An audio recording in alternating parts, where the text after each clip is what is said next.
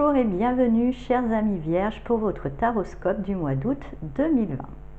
Alors pour ce taroscope, ce mois-ci, j'ai décidé de prendre le Chrysalis Tarot. Bien sûr, il est général, il ne parlera pas à tout le monde. Prenez ce qui résonne en vous et éventuellement, vous pouvez avoir des informations complémentaires en consultant votre taroscope de votre signe ascendant et de votre signe lunaire. On va regarder de suite quelles sont les énergies principales pour vous pour ce mois d'août. Ah bah c'est joli, on a l'impératrice qui s'appelle ici Gaïa, il y a quelque chose quand même qui fleurit, il y a une belle récolte, une créativité, une forme de joie, je ressens même une bonne abondance avec ce blé, quoi. Il y a vraiment une notion d'abondance pour vous. Et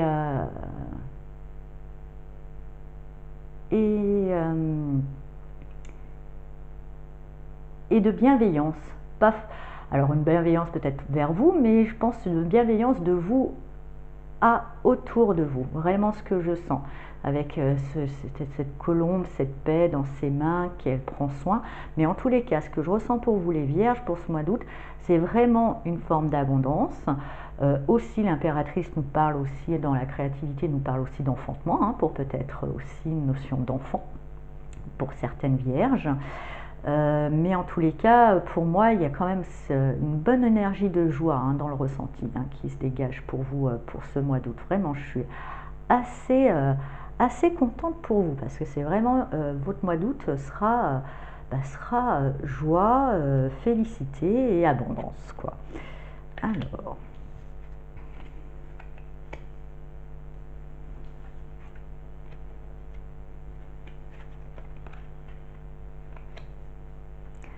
Alors effectivement, parce que justement, vous avez retrouvé une forme d'énergie. Vous avez osé apparemment, avec la force, hein, vous avez retrouvé une énergie et aussi vous avez dompté une forme de colère. Vous avez cette force du coup maîtrisée qui n'est plus sous l'influence des émotions. Et ça vous a donné envie d'explorer avec ce cavalier de spirale.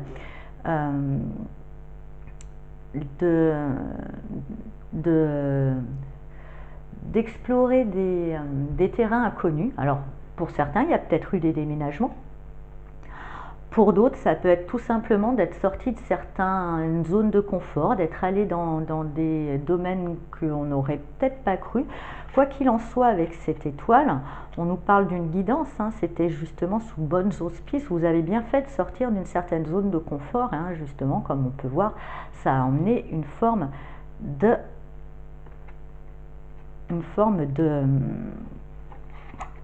d'abondance.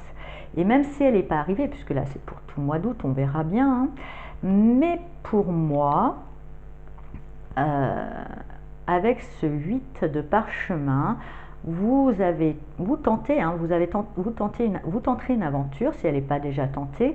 Vous êtes quand même guidé, inspiré, mais bien sûr les résultats ne sont pas tout de suite là. Mais ne vous inquiétez pas, parce que là on voit effectivement qu'elle regarde vers le haut, qui est tout, finalement le haut est tout bloqué par ses pensées, représenté par ses parchemins, par ses peurs.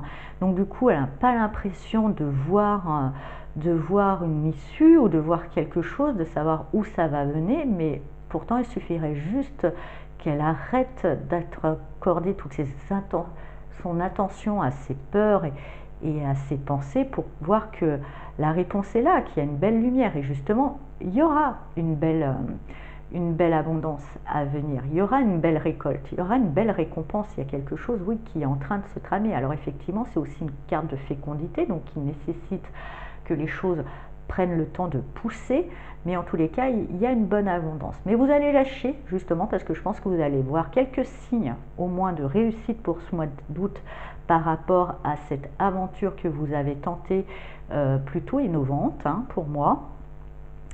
Donc vous allez voir que ces peurs sont infondées et vous allez justement reprendre une forme de détermination. Vous saurez justement avancer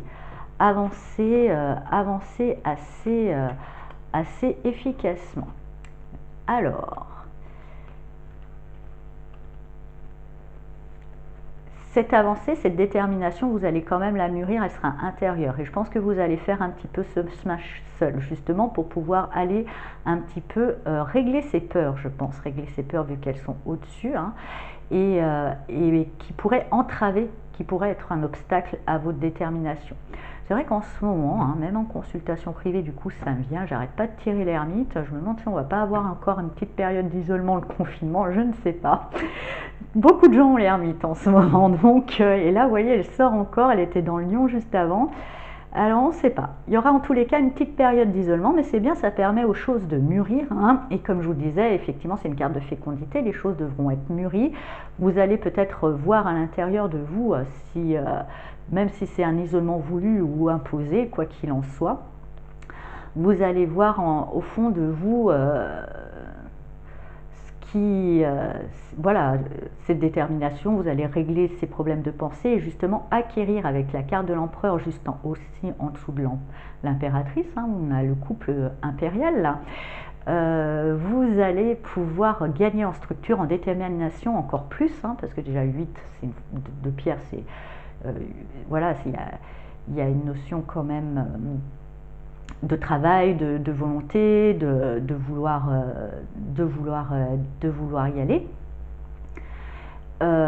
Et on s'attache, on y va à fond dans la tâche. Effectivement, peut-être que vous la ferez seule, hein, vous la ferez un travail un petit peu seul, mais ça va vous permettre de trouver une structure et d'attiser ce côté conquérant.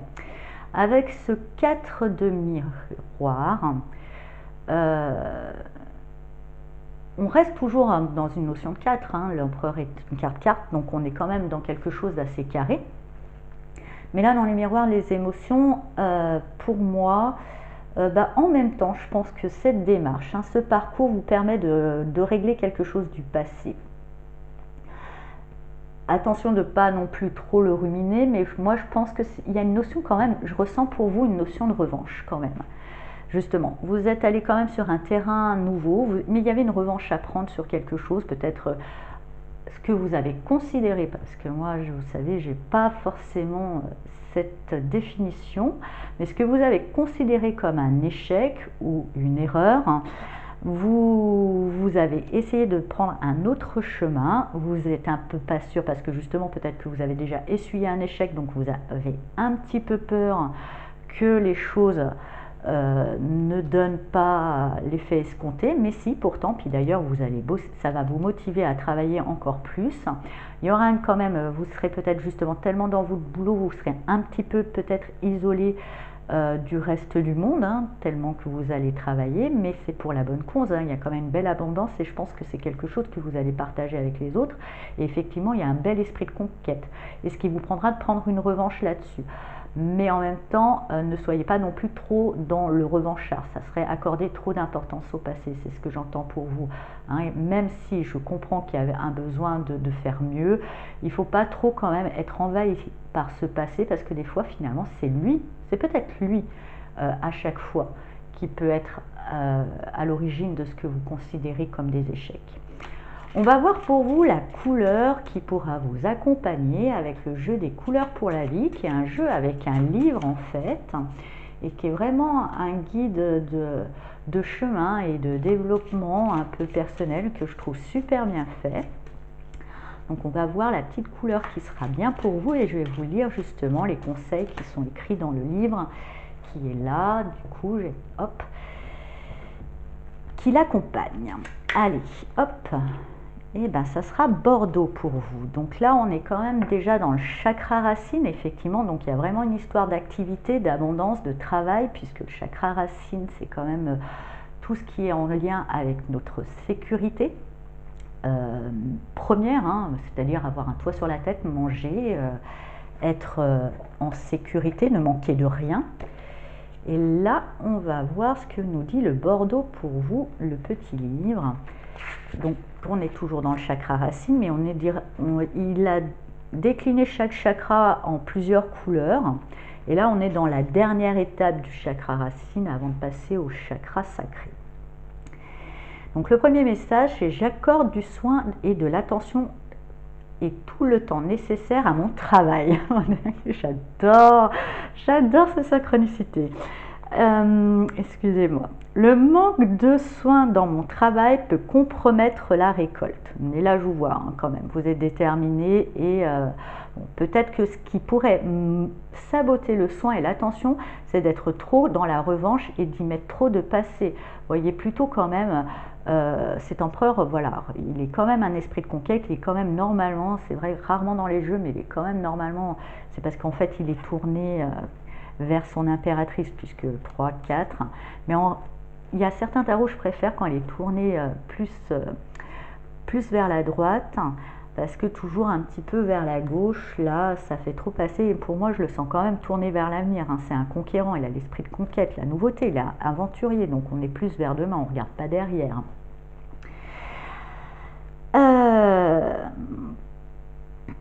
Ensuite, donc, le manque de soins de mon travail peut compromettre la récolte. Le message pour le Bordeaux. Le Bordeaux, ou ce qu'on est appelé le bonifié. Ah, qu'il est bon d'arriver au Bordeaux. Visualiser un vignoble, ses coteaux, son exposition. Penser à un vin, sa qualité dépendra de celle de la terre, de l'ensoleillement et du savoir-faire du vigneron acquis au travers d'années de travail et d'expérience.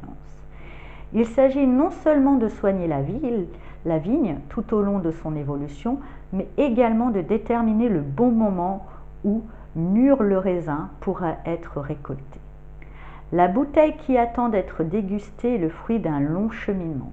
Le Bordeaux nous invite ainsi à travailler avec soin, minutie et précision dans le but d'obtenir la meilleure récolte possible. Le piège serait de bâcler notre travail, ce qui amoindrirait la récolte. Veillons également à travailler sans précipitation, car nous avons à apprendre à laisser les choses se bonifier. C'est un peu comme une bonne bouteille qui n'est pas à ouvrir n'importe quand et surtout pas trop vite. Laissons à un grand vin le temps de vieillir. Cette couleur nous parle en résumé de la qualité de la terre sur laquelle nous avons bâti, du savoir-faire acquis et du fruit de notre labeur. Symboliquement, j'irais jusqu'à dire que le Bordeaux qui parle de la récolte et du fait de profiter des fruits de son travail évoque l'âge de la retraite, l'âge où l'on est invité à vieillir. Donc effectivement, déjà avec ce 8 de pierre qui nous dit toujours un travail minutieux et avec détermination et un peu sans relâche, cultivez cette idée, cultivez ce que vous avez mis en place qui était peut-être en dehors de ce que vous aviez l'habitude de faire, ce projet. Ne lâchez rien en route, n'allez pas trop vite, comme je vous disais aussi avec cette impératrice, c'est une notion aussi de fécondité, il y a besoin de laisser mûrir, de laisser éclore, il y a une notion de gestation et on ne va pas pouvoir aller plus vite que la musique. Les plantes, on ne fait pas pousser un brin d'herbe en tirant dessus, on le casse, donc on va le laisser pousser, l'arroser, prendre soin de lui. Et effectivement, il y a une belle conquête, une bonne maîtrise aussi. Avec l'empereur, on parle de maîtrise qui vous permettra de prendre une revanche, une stabilité émotionnelle et une revanche sur un certain passé. Mais aussi, je pense qu'une fois la revanche prise, ça sera bien de le mettre aux oubliettes, ce passé. Voilà, chers amis vierges, j'espère que ce taroscope vous a plu et je vous souhaite un très beau mois d'août 2020 et je vous dis à bientôt pour de nouvelles vidéos. Au revoir.